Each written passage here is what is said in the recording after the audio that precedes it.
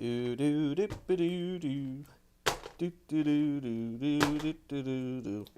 See, I want to watch something foreign so people will think I'm smart, but I don't want to do too much work. I want to watch something stupid. Hey, this is perfect! Decoder!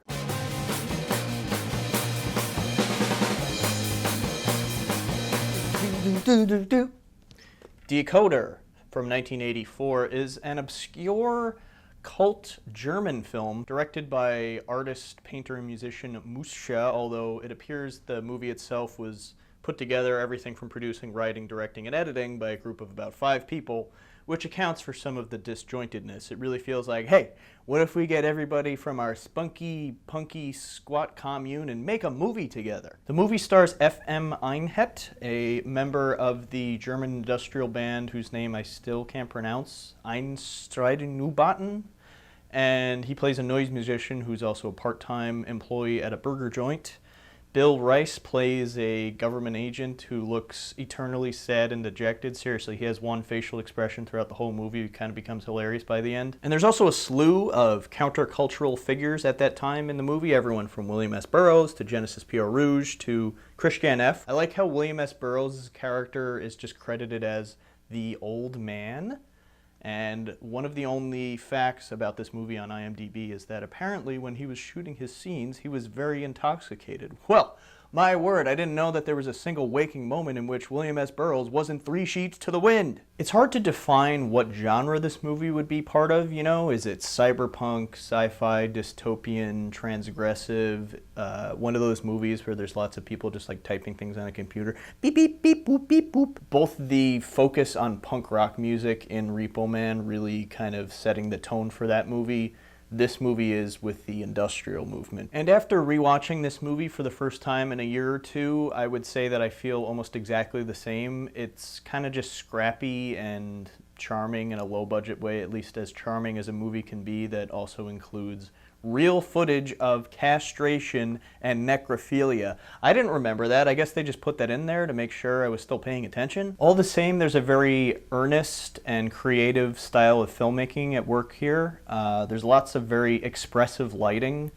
A lot of scenes are just caked in like blue lighting or pink or green, usually dependent on the character and their kind of mood or theme. And this movie is basically what I wanted Liquid Sky to be, but I can see how that movie comes off as much more kind of campy and fun, whereas this one is much more eerie and foreboding and aggressive. The plot itself is a little bit silly. It kind of feels like something I would have come up with in high school when I first discovered Throbbing Gristle. It's like, okay, here's the plot. There's this really cool guy with like cool hair in his face, and he makes like noise music, right? But no one understands him.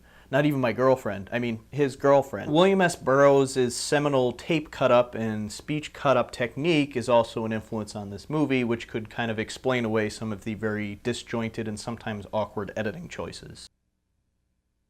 And so it keeps moving back and forth between Bill Rice's character, who's overseeing everything as the government agent character. The main characters, I guess, are trying to incite a riot. There's more scenes of people eating in the first 15 minutes that I remember. Christiane F. is like breeding frogs that she hopes to teach how to castrate people.